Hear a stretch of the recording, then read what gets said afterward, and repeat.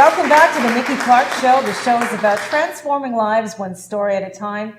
And I'm always fascinated by the stories of transformation. And we have another amazing individual with us today. She is a real estate agent and a coach. Please welcome Natalie Cousins to the show. Thank you. You doing, Natalie? I'm good. Thank you for having me. Oh, thank you. It's been really good to connect with you. We've been trying to make things work, so everything in its timing, right? Yes. Awesome. So tell me a little bit about your background leading up to real estate. Yes.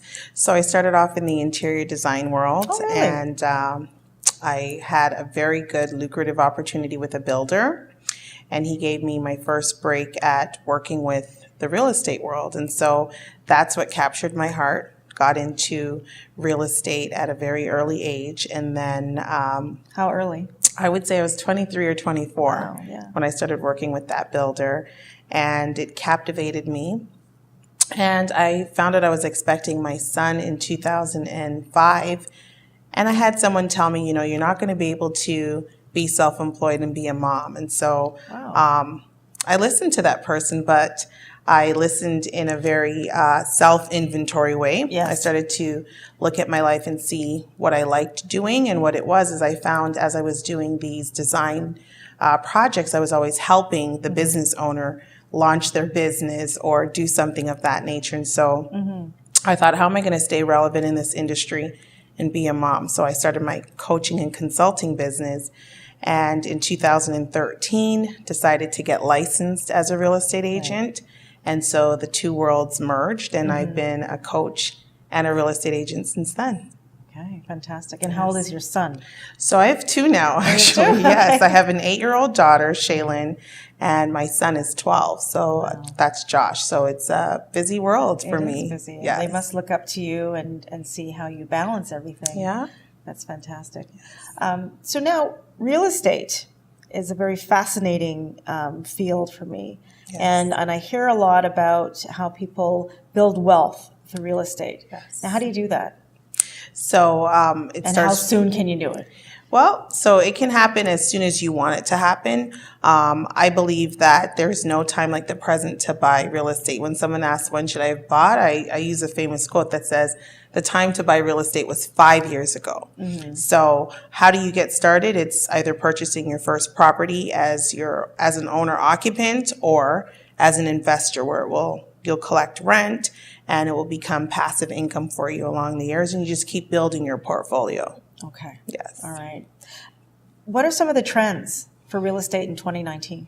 So I personally think for agents, it's going to be a lot more technology. I think a lot of agents who are looking to build their business, they're going to rely a lot more on technology, social media, things like that. For the homeowner, what I predict is that a lot of them are going to be looking at spaces that can have a home office. Okay. I see a lot more working from home and being able to commute only on an as-need basis. What's happening in Toronto right now is the GTA, inside the GTA or closer to Toronto, the housing prices are more. So for somebody who's ready to buy who might not be able to afford in the Toronto area, they may be moving outskirts. And so that means it's a deeper commute. Yes, there are good subway and transportation systems happening here. Yes. But I feel like most workplaces are, understanding the fact that people have to move further out, and they're allowing some days that you can work from home. So I think technology and working from home is going to be a big thing next year. It's going to be a big thing. Yes. Okay. Well, that's good to know. The other question I have is, in terms of home ownership, do you see a lot more singles buying homes than, family situations or couples? Yeah, I was just reading a Forbes article, and it said that majority of single men were buying in the past, but of lately, the common trend has been single women have been buying real estate, and it's predicted that they're not going to stop either. So I think that a lot of us have found that, it's better to have a return on investment on your property versus paying rent is what I think it is as well. Okay. Yeah. Excellent. So what advice would you give people about buying their first home? What are 3 things that people should be mindful of? The buying process is a very difficult one. I think that you should really look at your realtor. I did market research earlier this year, actually in January, and speaking to buyers, a lot of them said after the transaction they never heard from their agent. So yes, so you want to make sure that you're picking the right agent. I pick an agent the way I would a family doctor or something of that, because it's one of the biggest purchases that you're going to have. Knowing a lot about the interest rate and the type of lending products that are out there. So, your agent is going to recommend lender to you, but also go out there and educate yourself on what's out there as well.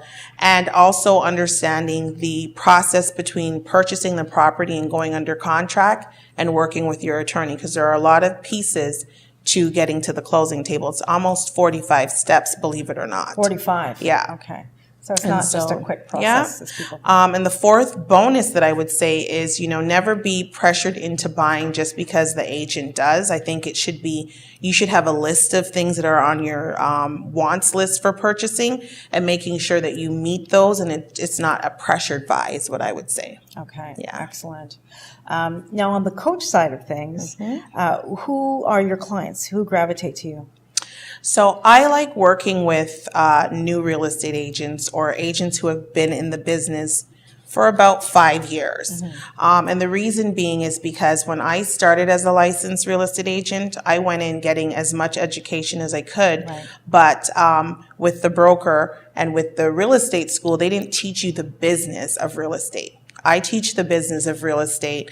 I'm having you look at 6 pillars. I'm having you look at your vision, your goals, your dreams. That's level 1. Level 2 is your business, income, and finances. Where are you now, and how much money do you want to make in real estate? Right. And then I tell you how many transactions you're going to have to close per year.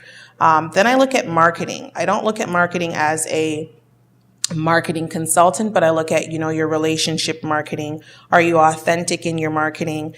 And a lot of them look at social media, and they don't understand that social media is a tool for you to use. When I started off as an entrepreneur, all I had was a quarter-page ad and a yellow pages, and they weren't able to see my personality and know who I am. Right. But if you go on my Instagram, my social media, you get an idea of who I am, what my personality is like, and I feel that gravitates you to wanting to work with me.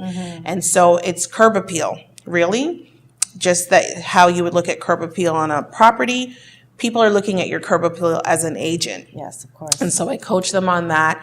And then the last 2 pillars of my system is really the sales process of the journey that you want to take your buyer or your seller through, and most importantly, customer service and retention. So if you are a real estate agent who within your 5th year, you don't have repeat business or referrals coming in, and you're solely relying on leads, that tells me that you're transactional, and we really need to break the camel's back and get you into starting to be systematic with follow-up, because that's another thing. I spoke with sellers, and they said, well, the agent was good at the listing presentation. They were great to get the property listed.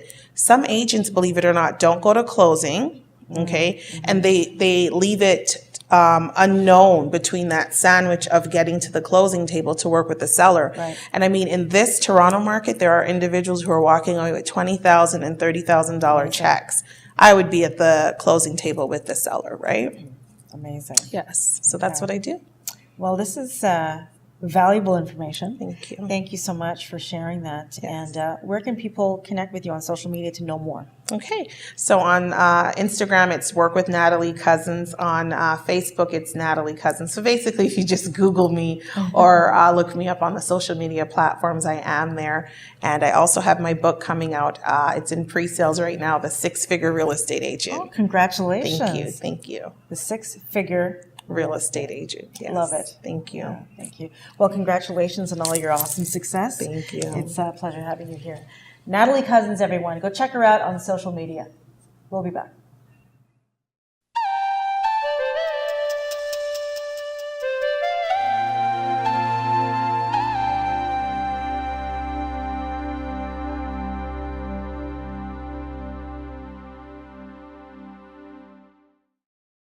The Nikki Clarke Show, transforming lives one story at a time.